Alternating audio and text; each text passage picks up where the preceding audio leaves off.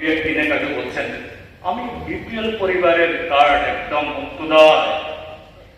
কি করে তার ভাই মাত্র 2 বছরের মাথাতে সবচেয়ে না শুনুন না আগে বলুন কি করে তার ভাই হাইয়েস্ট হয়ে গেল। আরে সুধাংশু বাবু আর আপনি আমার কথা শুনুন না। স্যার শুনুন, ওনাকে সময় দিতে বলছি, পুরো সময় দিয়েছে ব্যক্তিগত করার জন্য।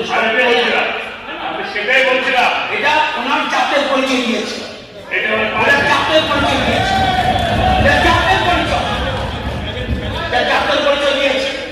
আসলে স্টক নেই,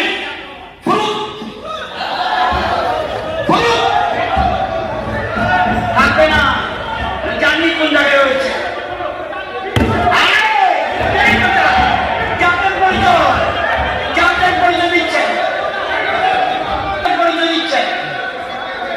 আচ্ছা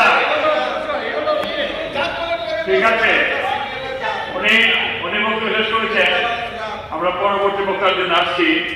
আমি মাঝখানে